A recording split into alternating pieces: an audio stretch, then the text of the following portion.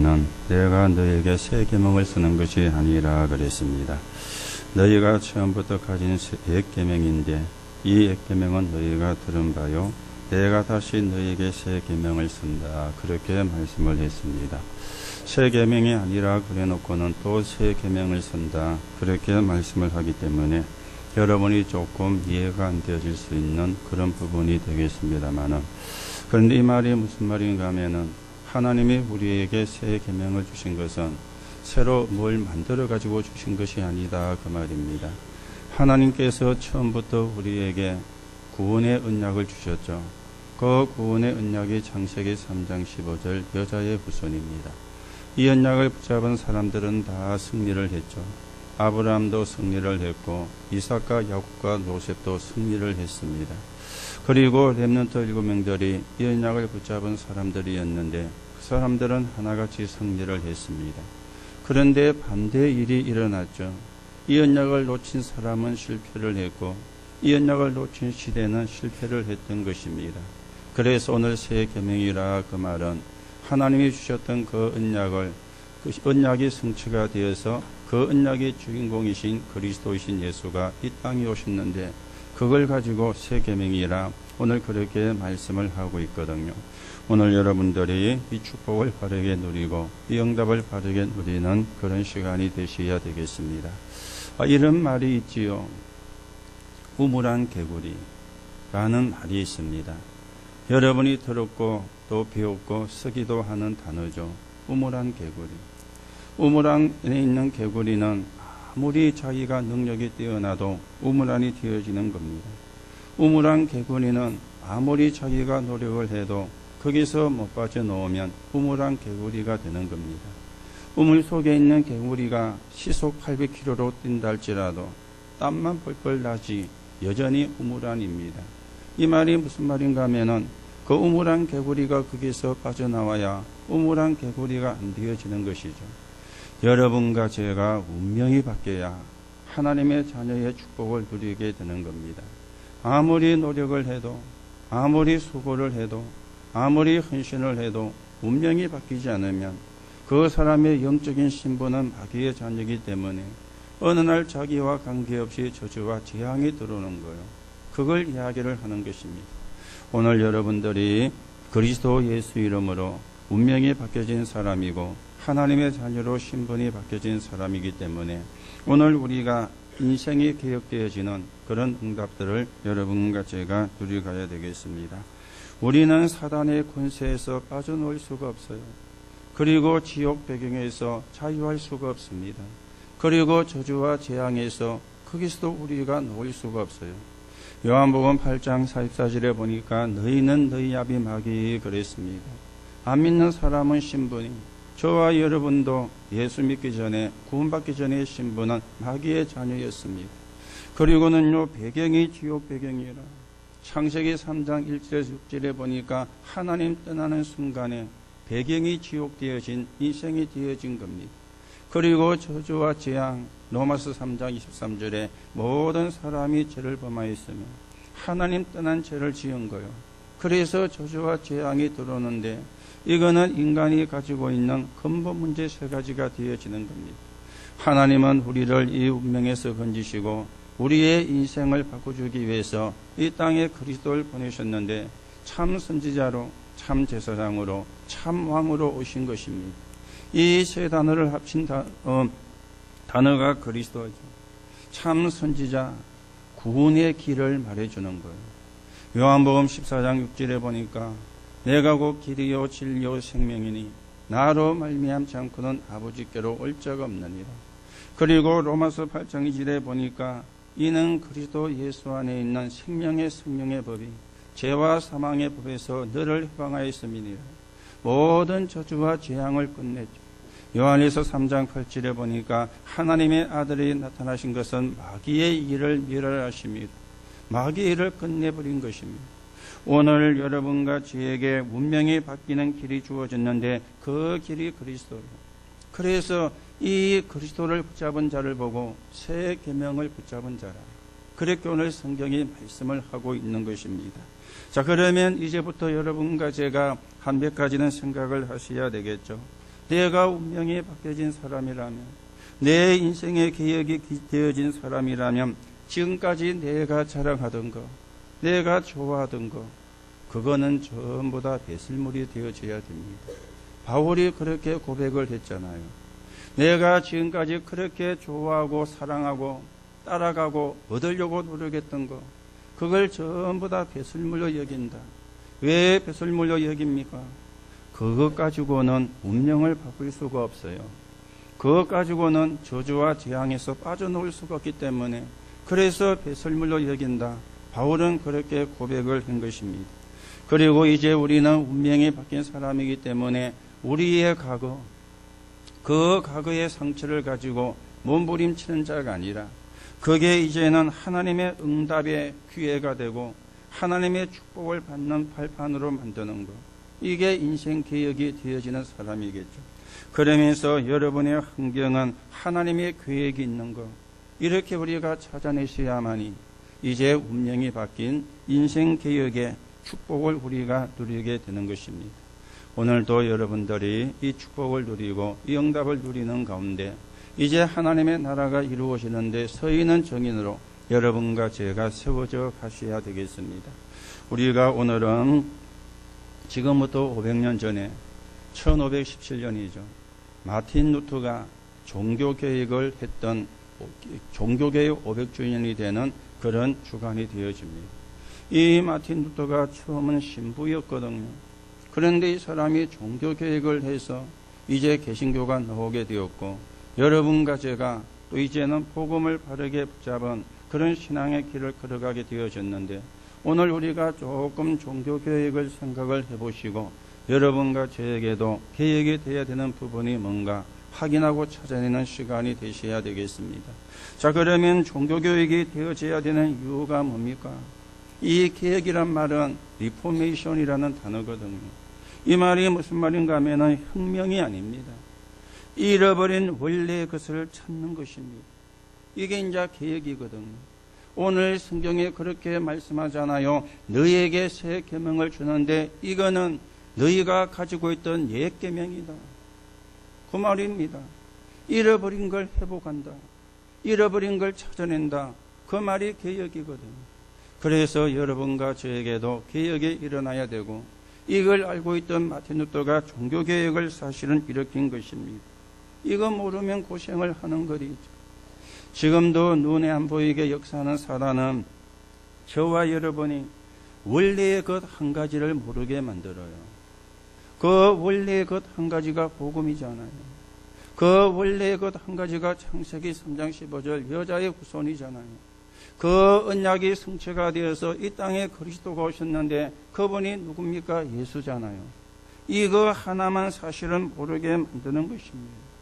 그래서 종교개혁은 뭔가를 혁명을 일으키고 뭔가 새로운 걸 만들어내는 게 개혁이 아니고, 놓쳐버린 거, 잃어버린 걸 찾는 게 이게 개혁입니다. 그렇다면은 저와 여러분에게도 매일 매주 이 개혁의 역사가 일어나야 되겠죠. 그래야 제대로 하나님의 응답을 누리고 하나님의 축복을 누리는 사람으로 서가게 되지 않겠습니까? 자, 그러면 개혁이 안 되면 어떻게 되느냐? 성경이 우리에게 증거를 주죠. 개혁이 안 되면 노예가 돼요. 개혁이 안 되면 포로가 돼요. 개혁이 안 되면 속국이 돼요. 그리고는 고통 속으로 빠져들어가게 되는 겁니다. 원래의 것을 놓쳐버리니 노예가 될 수밖에 없잖아요. 하나님이 주신 원래의 것을 놓쳐버리니 포로가 될 수밖에 없잖아요. 노예가 되고 포로가 되고 속국이 되는 것도 엄청난 비극인데 거기다가 고통까지, 원래의 것을 놓쳐버리는. 그래서 우리가 개혁이 돼야 되는 거예요. 개혁이 일어나야 되는 것입니다. 하나님은 개혁을 깨달은 한 사람을 통해서 시대를 살렸는데 그게 렘넌트 7명이었잖아요. 하나님은 개혁을 깨달은 한 교회를 통해서 세계 선교가 되게 하셨습니다. 그게 마가다락방 교회요, 안디옥 교회요, 마게도냐 교회였습니다. 이 마가다락방 교회가 완전히 예루살렘, 안디옥 교회가 통해서 아시아로, 그리고 데살로니가 교회를 통해서 저 마게도냐와 로마로 이 복음이 증거되면서 선교가 시작이 되어진 것입니다. 그리고 개혁을 깨달은 한 나라 때문에 전체가 살아났는데 복음이 들어간 나라를 하나님이 축복을 했습니다. 그게 교회사입니다. 그게요 지금 세계사의 증거입니다. 여러분이 그냥 세계사를 공부했기 때문에 지식으로만 알고 있는데 자세히 쳐다보면요 복음이 들어간 나라를 축복했어요. 하나님이 한때 로마를 엄청나게 축복을 했습니다. 그때 이미 사우나가 있었어요. 지금부터 2000년 전입니다. 그때 이미 사우나가 있었다니까요. 지난번에 저희들이 저 로마 가가지고 가봤는데요.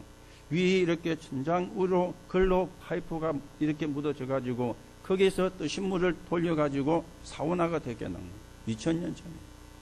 그렇죠.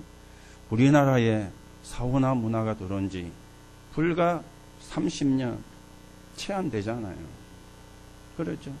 여기 연세 드신 분들은 아시잖아요. 예전에 우리가 목욕탕 가면은 목욕탕도 자주도 못 갔죠. 1년에 2번, 설에 한 번, 추석에 한 번. 그렇죠. 가면은 그때는 엄청 와요. 그러니까 앉을 자리가 없어가지고 자리 안 뺏기려고 탕 안에도 못 들어가고 들어가면은 자리가 없어지니까. 그런데 보면은 그 물에 막 때가 둥둥둥 떠댕기고 그 잠자리책 같은 거 갖고 걷어내고요. 어이 찬물하고 막. 그게 우리나라 모욕 문화였어요. 지금처럼 사우나가 된 게 불과 30년. 2000년 전에 로마에 사우나가 있었다는 거예요. 그거는 로마 문화가 발달한 것도 맞지만은 하나님이 로마를 복음하기 위해서 그래 세계를 살려야 되니까. 이 로마에서 복음이 유럽으로 전거되었는데 하나님이 유럽을 엄청나게 축복했습니다. 그리고 유럽에서 영국으로 복음이 들어갔는데 해가 지지 않는 나라예요. 영국에서 미국으로. 지금도 미국이 세계 최애 강대국입니다. 미국의 역사가 지지 않습니까? 미국이 세워진 지가 300년 밖에 안 돼요. 유럽의 문화에 비하면 미국의 역사는 굉장히 짧습니다. 그런데 지금 미국이 최고 강대국이라. 왜요? 지금까지 현재 세계에서 제일 선교사를 많이 파송한 교회가 미국이에요. 이게 이제 아시아로 들어왔는데 우리나라에 이제 오게 되어진 것이죠. 복음을 깨달은 개혁을 깨달은 한 나라 때문에 전체가 살게 되어진 겁니다. 이게 개혁의 이유입니다. 오늘 여러분이 복음과 함께 우리가 옛것이 개혁되어지고 잃어버린 걸 찾고 잃어버린 걸 회복하고 이제 우리도 세계 복음의 기약에 쓰이는 언약을 붙잡은 사람으로 세워져가는 은혜를 누려야 되겠습니다. 자, 그러면 개혁의 내용입니다. 무엇을 개혁을 해야 되느냐? 신학개혁이 일어나야 되는 거예요. 신학개혁은 어떤 신학입니까? 참된 구원이 있는 신학입니다. 사람을 살리는 신학이죠. 그래서 우리는 전도 신학을 이야기를 합니다. 사람을 살리는 신학이 안 되면 전 다 이론에 불과한 것인데 지금 신학교는 많이 있는데 교회는 줄어요. 신학교는 많이 있는데 신자는 줄어요. 신학교는 많이 있는데 교회가 문을 닫고 있어요. 안 맞는 말이잖아요. 이론만 이야기하니까. 구원을 모르고 전도를 모르는 신학이 되니까. 자, 그럼 우리가 신학의 계획을 느껴는 조금 생각을 하셔야 되는 게 있습니다. 바리새 신학이 있었거든요. 이 바리새 신학은 하나님은 이스라엘만의 하나님입니다. 이 민족주의 신학이에요. 우리는 선민, 너희는 이방인, 선미 사상으로 가득 차 있는 신학이었습니다. 하나님은 이 바리새 교회를 뒤집고 초대교회 마가다락방 교회를 통해서 예루살렘과 유다와 사마리아와 이렇게 복음운동을 하나님이 시작을 한 것입니다. 자, 그러면서 중세 시대의 신학이 있었습니다. 여기는요, 바리새 신학은 율법이라면은 중세 신학은 행위였습니다. 물론 율법도 행위와 관계된 것이기 때문에 같은 뿌리가 되어지는데 이 마가다락방 교회가 초대교회가 중세교회가 되어졌잖아요. 그러면서 또 원래 것을 잊어버린 거예요. 행위를 이야기하게 되어진 것입니다. 행위를. 행위를 이야기를 하다 보니까 고행을 강조를 하게 된 겁니다. 마틴 루터가 바티칸 성전에 가서 볼일을 보러 갔는데, 바티칸 성전은 지금 로마에 있는 그 대성당, 베드로 대성당이 바티칸 성전이거든요. 그렇죠. 거기를 가면은, 지금은 그래 안 하겠지요. 그때만 해도 바티칸 성전에 들어가려면 계단을 무릎으로 기어서 올라가야 돼요. 또 일을 마치고 놓을 때에도 무릎으로 기 가지고 내려와야 돼요. 왜요? 고행. 죄 많은 인간이 하나님 앞에 가는 게 그냥 갈 수 있느냐. 그래 되어진 겁니다. 그래서 루터가 바티칸 성전에 볼일 보러 갔다가 무릎으로 기 올라가다가 벌떡 일어난 거예요. 어떻게 우리가 행위로 구원받느냐? 믿음으로 구원받는 거지. 맞지요? 행위로 구원받은 게 아니잖아요. 우리가 믿음으로 구원받아서 어떻게 행위로 구원받느냐? 그때 루터가 생각난 말이 로마서 1장 16절 17절입니다. 내가 이 복음을 부끄러워하지 않았느니 이 복음은 모든 믿는 자에게 구원을 주시는 하나님의 능력이 됩니다. 첫째는 유대인에게요 또한 헬라인에게로다. 복음에는 하나님의 의가 나타나서 믿음으로 말미암아 믿음에 이르게 하나니 오직 의인은 믿음으로 말미암아 살리라 한과 같으니라. 이 말씀이 딱 생각이 난 겁니다. 이 말씀은 처음에 하박국서에서 하박국이 이야기를 했거든요. 이걸 바울이 인용해가지고 로마의 편지를 보낼 때 기록을 한 거예요. 이걸 또 루터가 인용을 한 겁니다. 그래서 벌떡 일어나가지고 어떻게 우리가 고행한다고 구원을 받느냐? 어떻게 우리가 행위로 구원을 받느냐? 믿음으로 구원을 받은 거지. 내가 믿음으로 구원받은 사람이기 때문에 하나님의 자녀면 하나님의 축복을 누려야지 굳이 또 고행을 자초할 필요가 있느냐? 이래 루터가 깨달아진 겁니다. 그래가지고 종교개혁이 시작이 되어진 것이죠. 이 중세교회가 행위를 얼마나 강조하고 그러면서 헌금을 얼마나 강조하는지 베드로 대성당을 짓는데 어마어마한 돈이 들어가잖아요. 여러분 그 로마에 있는 그 베드로 대성당을 공중에서 내다보면은 십자가 모양으로 만들어져 있습니다. 설계를 그렇게 했어요. 우리가 밑에서 쳐다보니까 그냥 막 건물이고 뭐든데 위에서 보면은 십자가 모양으로 그 베드로 대성당이 설계를 그래 했다니까요. 돈이 어마어마하게 드는데 그 돈을 헌금으로 다 충당하기가 어렵잖아요. 그래서 만들어낸 게 면죄부 속죄표를 팔게 된 겁니다.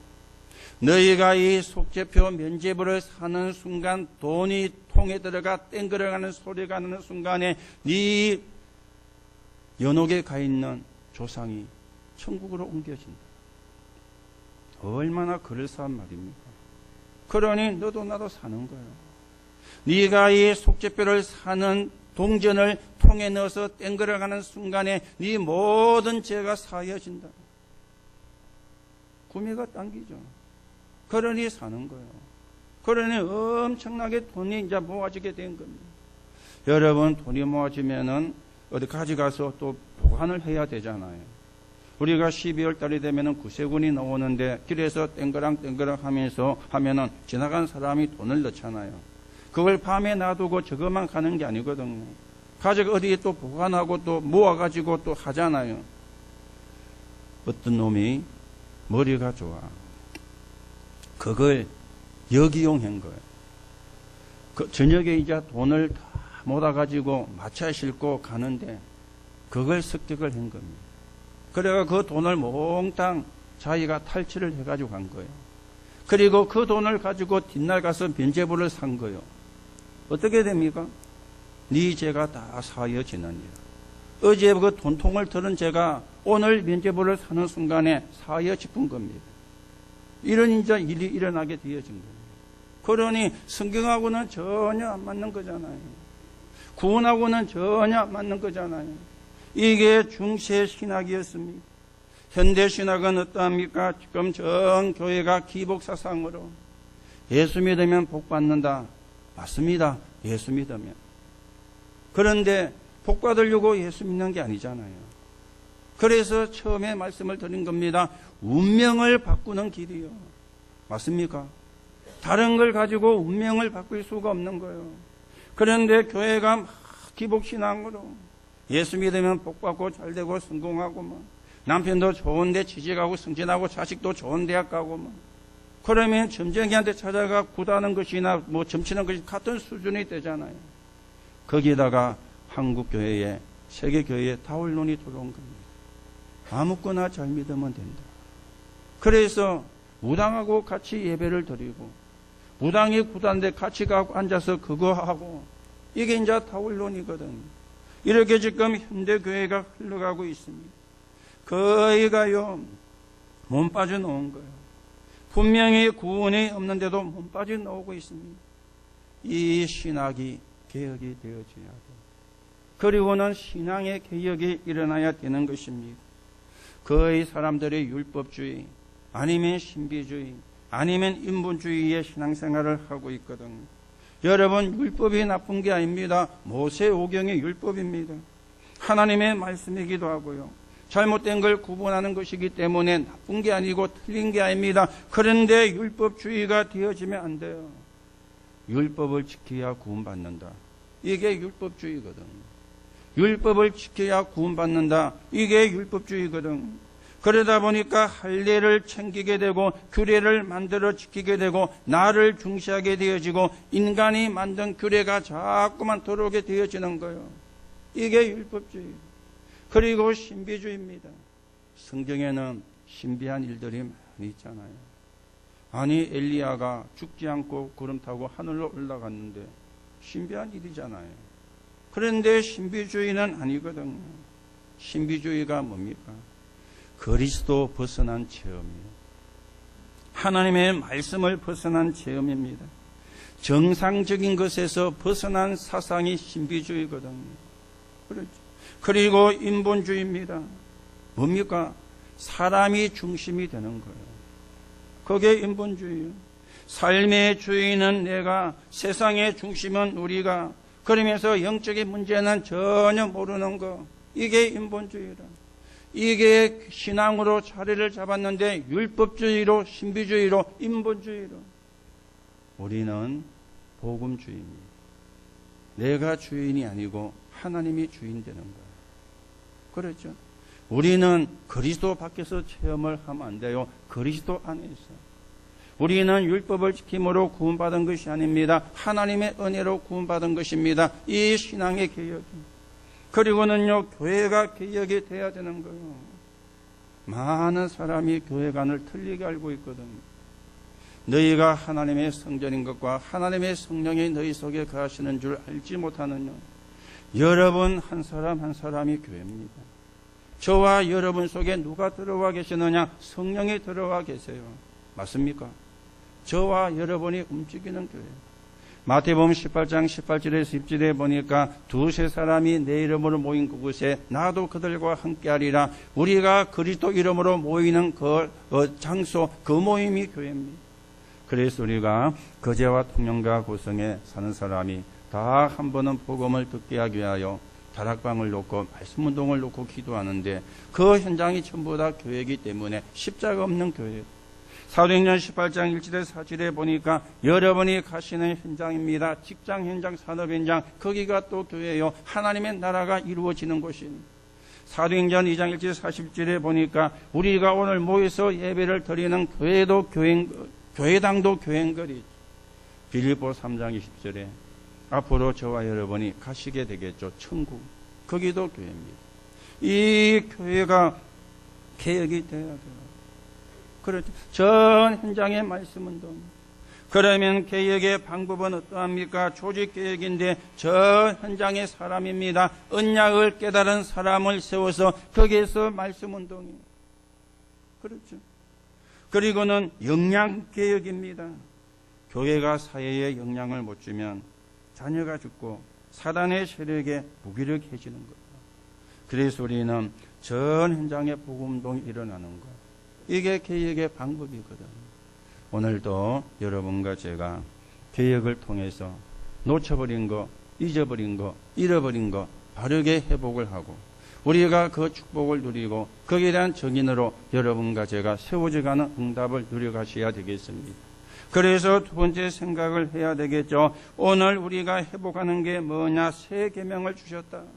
그런데 이게 새로 만들어진 것이 아니라 옛 계명인데 그게 성취가 되었는데 그 성취의 주역이 예수 그리스도다. 오늘 이 부분을 말씀을 하고 있잖아요. 그래서 7절 8절에 사랑하는 자들아 내가 새 계명을 너희에게 쓰는 것이 아니라 너희가 처음부터 가진 옛 계명이니 이 옛 계명은 너희가 들은 바 말씀이거니와 내가 다시 너희에게 새 계명을 쓰니 그에게서와 너희에게도 참된 것이라. 이는 어둠이 지나가고 참빛이 벌써 비침이니라. 우리는 빛의 자녀입니다. 여러분과 제가 그리스도이신 예수님을 영접하는 순간에 빛이 임한 거예요. 빛이 임하는 순간에 어두움은 그치게 되어 있는 거죠. 그래서 우리가 하나님의 축복을 누리게 된 것입니다. 그러면서 9절과 10절에 보세요. 빛 가운데 있다면서 그 형제를 미워하는 자는 지금까지 어두움에 있는 자요. 그의 형제를 사랑하는 자는 빛 가운데 거하여 자기 속에 거리낌이 없으나 그의 형제를 미워하는 자는 어두움에 있고. 무슨 이야기입니까? 우리가 형제를 사랑하는, 여기서 형제는 육신적인 형제도 포함이 되어지지만 믿음의 형제입니다. 그래서 여러분 옆에 앉은 사람이 귀하다고 믿어져야 돼요.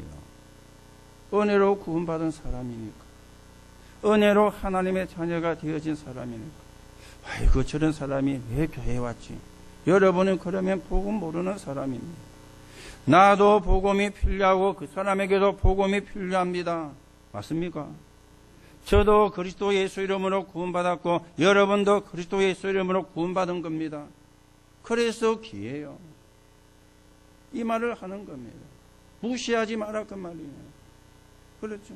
똑같이 예수 그리스도 이름으로 구원받은 사람이기 때문에 귀하다 그 말이에요. 그런데 우리가 그 사람을 무시하면은 어두움에 있는 거잖아요. 오늘 그 말을 이야기하는 겁니다. 그러면서 12절에서 14절에 보면은 알아야 할 것을 이야기를 하죠. 자녀들아 너희에게 쓰는 것은 너희 죄가 그의 이름으로 말미암아 사함을 받았으니 제 사함은 예수 그리스도 이름으로. 아비들아 내가 너희에게 쓰는 것은 너희가 태초부터 계신 이를 알았으며 하나님입니다. 청년들아 내가 너희에게 쓰는 것은 너희가 악한 자를 이기었습니다. 예수 그리스도 이름의 권세로. 아이들아 내가 너희에게 쓴 것은 너희가 아버지를 알았으며 또다시 반복되죠.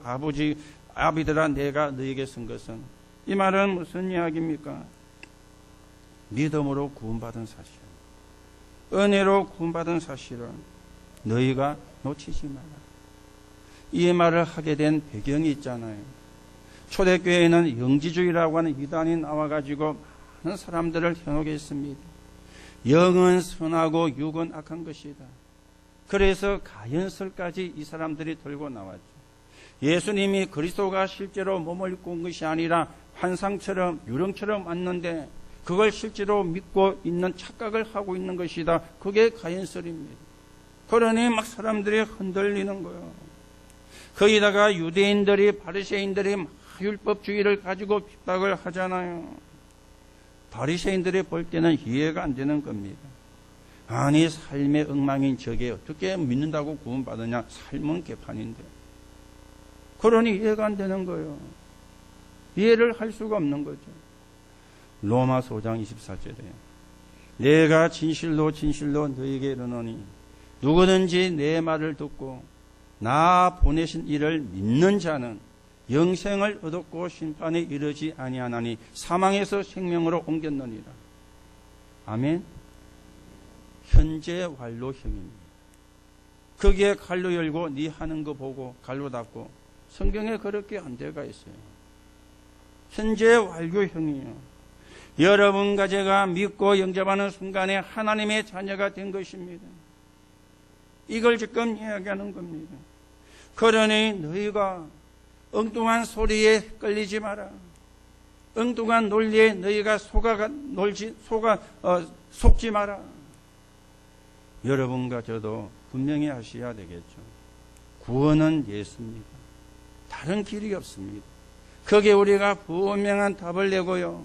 거기에 대한 우리가 분명한 확신을 가져야 지금도 수많은 이단들에게 우리가 현혹되지 않는 것입니다.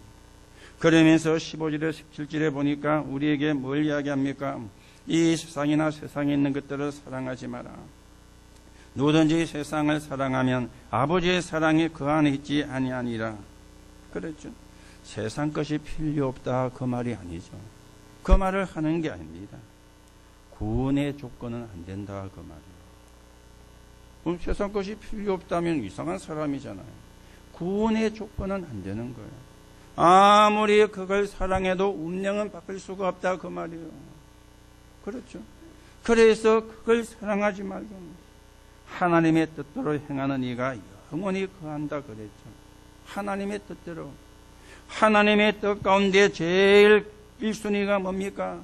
하나님이 주신 복음, 하나님이 보내신 예수 그리스도를 바르게 알고 깨닫는 거예요. 이게 하나님의 뜻을 하는 1순위가 되는 거예요. 이거는 놓치고 흥금 많이 하면, 헌신 많이 하면 나쁜 건 아닙니다. 흥금이 문제가 아니고 헌신이 문제가 아니에요. 예수 그리스도의 복음을 바르게 알고 깨닫는 거예요. 이게 하나님의 뜻이거든요. 그러니 전도와 선교가 1순위가 되어지는 거죠. 복음을 말하고 복음을 전달하는 것이니 이 사람이 영원히 거하게 된다. 오늘 여러분이 바르게 언약을 붙잡고 하나님의 인도를 받는, 오늘도 하나님의 구원의 축복을 바르게 회복하고 그 구원의 비밀을 바르게 누리는 그런 증인으로 저와 여러분이 세워져 가게 되시기를 바랍니다. 자, 그러면 세 번째입니다. 오늘 우리가 결단을 좀 해야 되겠습니다. 어떤 결단입니까? 오직의 결단. 그렇죠? 오직의 결단. 오직의 결단이 뭡니까? 그리스도는 완전 충분 모든 것이다. 여기에 우리가 오직이 되어야 돼요. 마침표를 찍어야 되는 거리죠. 요한복음 19장 30절에 보니까 다 이루었다 그랬는데 여러분 마침표를 찍었다는 말이 무슨 말입니까? 주인을 바꿨다는 말이잖아요. 그래야 마침표가 찍혀진 거거든요. 주인을 바꾼 거예요. 내가 주인이 아니라 예수 그리스도가. 그래야 마침표가 찍어진 것입니다. 아이고 내가 저 사람 때문에 교회 가기 어렵고 그 사람은 그리스도가 주인이 아니에요. 그렇죠? 구원은 받았겠지만 그리스도가 주인이 아니에요. 그렇죠? 아이고 내가 저 사람 때문에 신앙생활 하기 어렵고 주인이 그리스도가 아니에요. 그러면 그래 되어지는 겁니다. 저와 여러분이 만왕의 왕이신 예수 그리스도를 구세주로 믿어야 되지만 주인으로, 주인이 돼야 돼요. 이게 이제 우리가 오직의 결단이 난 거거든요.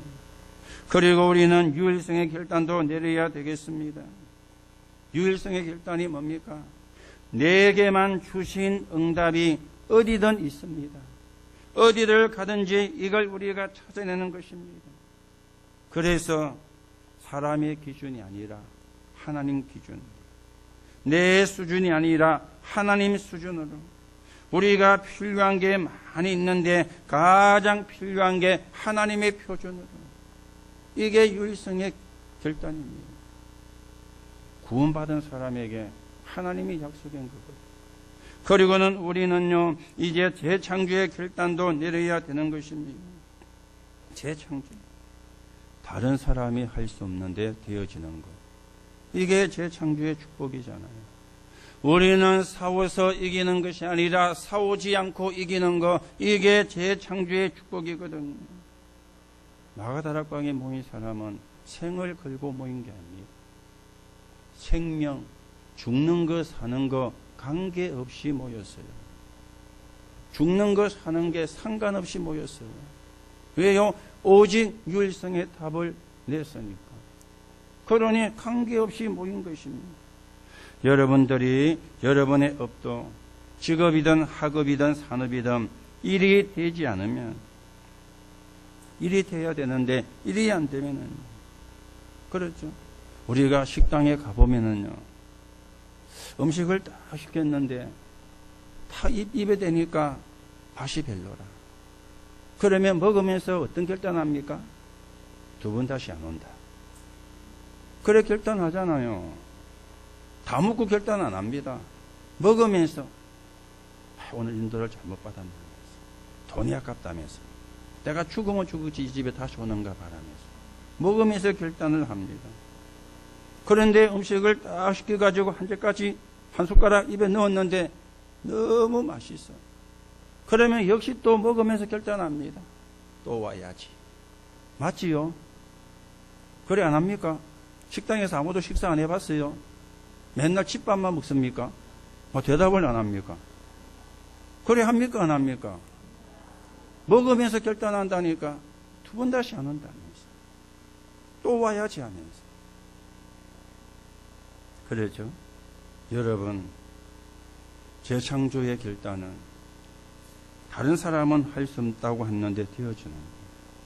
그게 재창조의 결단입니다.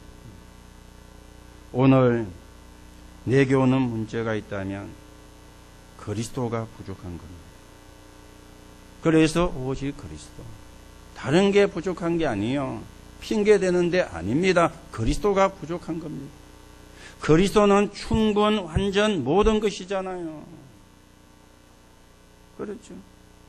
사람이 어찌해 주는 게 아닙니다. 하나님의 나라 유일성이요. 그렇죠. 시시하게 경쟁해서 이기는 것이 아닙니다. 오직 성령 재창조의 역사로. 이게 저와 여러분이 받은 축복이고 받아야 되는 축복이에요. 오늘 여러분이 오직과 유일성과 재창조의 결단을 내리시고 저와 여러분이 하나님이 원하시는 세계복음화에 귀하게 쓰이는 정인으로 세워지는 축복을 누리게 되시기를 예수님의 이름으로 축복합니다. 결론으로 말씀을 드립니다. 복음이 없어져가는 시대입니다. 그래서 위기가 오는데 위기를 막아야 되겠죠. 하나님이 먼저 우리를 구원하시고 또 다른 사람을 살릴 수 있는 개인 구원과 재앙 막는 사명을 우리에게 하나님이 주셨습니다. 그래서 복음과 복음운동은 다릅니다. 복음은 이미 여러분과 제가 가지고 있잖아요. 그런데 복음운동을 일으켜 많은 사람을 살리면 내가 가진 복음을 다른 사람이 듣도록 만드는 것, 그게 복음운동입니다. 복음은 이미 여러분과 저는 가지고 있습니다. 그런데 내 안에만 갇혀 있으면 안 되잖아요. 그게 나를 통해서, 내가 있는 현장에서, 내가 하는 일을 통해서 다른 사람이 알도록 만드는 것. 그래서 많은 사람을 살려내는 것. 그게 복음운동이에요. 그 사명을 저와 여러분이 회복을 해야 되겠습니다. 그리고는 전도운동입니다. 우리가 사는 지역에 사는 사람이 한 번은 복음을 듣게 만드는 것. 전도운동. 그리고 선교운동이죠. 내 보내서만 우리가 되는 게 아니고 성경에 있는 선교운동. 가기도 하고, 그러죠? 데리고 오기도 하고, 이미 와 있는 사람을 또 우리가 훈련시켜서 또 우리가 새롭게 파송을 하고 선교. 이게 우리가 개혁시대에 저와 여러분에게 주어진 사명입니다. 복음운동, 전도운동, 선교운동. 오늘 여러분이 다시 한번 내가 누군지 확인하시고 결단하시고 하나님이 주시는 힘을 얻으시기 바라고 하나님이 주시는 영적인 축복을 회복하시기 바라고 여러분이 가는 곳마다 여러분이 있는 곳마다 여러분이 하시는 일을 통해서 하나님의 나라가 이루어지기를 예수님의 이름으로 축복합니다. 하나님 은혜를 감사를 드립니다. 원래 있던 잃어버린 것 회복을 했는데 그게 복음이요 예수 그리스도입니다. 오늘도 우리가 이 축복을 누리는 자가 되게 하시고 이제 오직과 유일성과 재창조의 결단을 통하여 우리가 있는 모든 곳에 복음운동, 전도운동, 선교운동이 일어나 이 지역에 사는 사람이 한 번은 다 복음을 듣게 되는 민족을 살리고 전 세계 237개의 나라를 살리는 그 하나님의 계획 속에 있는 내가 되게 성령께서 역사해 주옵소서. 그리스도이신 예수 이름으로 기도하옵나이다. 아멘.